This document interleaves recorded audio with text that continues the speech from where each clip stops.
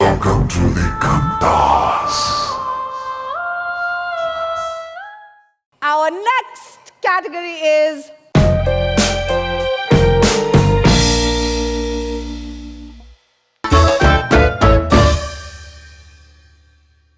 every time I look at star kids, these Jodis, I can only picture their parents making out. So right now, all I can think of is Aditya Pancholi and Sunil Shetty just going for it. I can't. I want to erase that from my mind. Let me see. Athiya Shetty, what can I say? She reminds me of a brown Paris Hilton. A little trashy, a little flashy, and grumpy as fuck. As fuck. I'm serious. If you watch this film, she spends the whole entire... Wow, I am clearing this fucking room faster than if I had farted.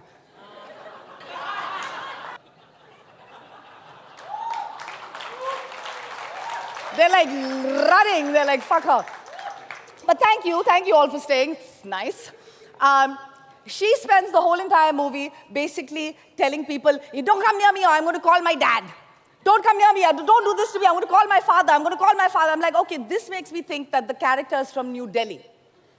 Yeah, because I have a friend, all right, and he's single, and he always tells me that he only likes dating girls in Bombay because he says if you roll up to a chick in Bombay in a bar and you say, can I buy you a drink, the worst that'll happen is she'll say, go fuck yourself. In Delhi, if you roll up to a girl in a bar and say, can I buy you a drink, her fucking cousin brother will jump out of somewhere and answer for, and then she's got her dad on fucking speed dials. Now, I don't know how you can debut twice, but this is the Ghanta Awards, so we're not particularly detail-oriented here. But let's focus on Hate Story 3, or what Mr. Grover is now calling his marriage to Bipasha Basu.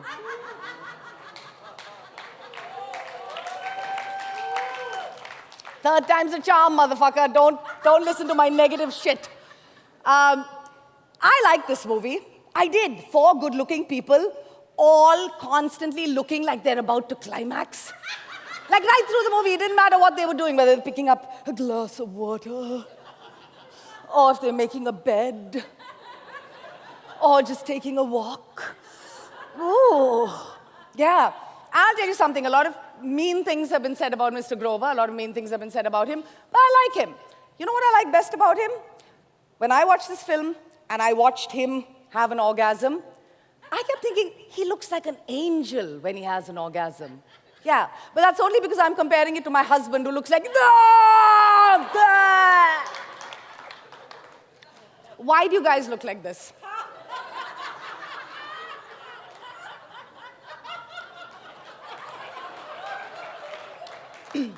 Why do you men look like this? All of you look the fucking same. When you have an orgasm, it's like, yeah. And like right on top of us, man.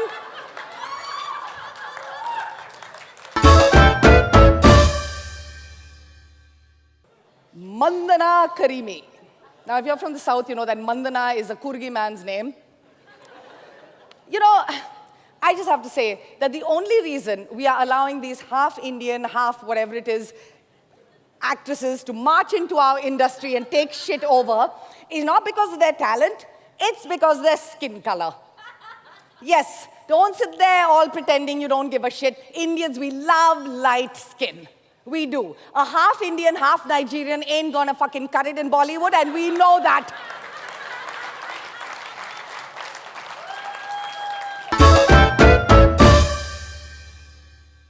All right, so Kis Kisko Pyar Karu. I watched this on the flight back. This movie, I'll tell you what happens, okay? What's his face over there? Marries 3 women. They all live in the same building. They don't know about each other. And he has a girlfriend, all right? So that's the story. That's the fucking premise that we're dealing with. So I thought, this is one movie that could pass my Bechdel test, right? So let's look at it. Number 1, more than one lead female. Let's give them a pass. There are lots more women in there than average, right? So yes. Number 2, do these women speak to one another? Now, in all fairness, not until the last 25-ish minutes of the movie, but they do speak to one another, so I'm passing them on that too. Number 3, when they speak to one another, do they speak about anything other than men? They do. They talk about celebrating Karwa Chauth. Karwa Chauth!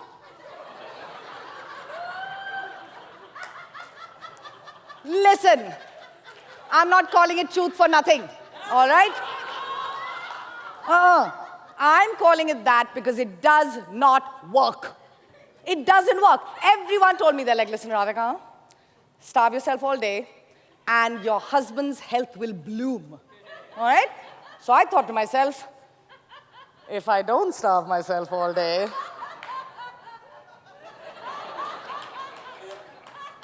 so I didn't. I ate 3 meals, I threw in some snacks, I smoked a joint, I drank alcohol, I did whatever the fuck I wanted. He's still here. And he looks great.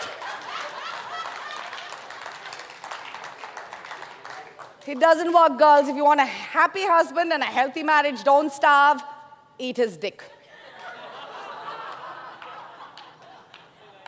Sir, you are welcome.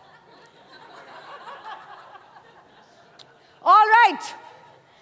Who, I wonder, has won worst debut? They're like, we don't give a fuck. Finish this shit and go home. The winner is, the Ghanta goes to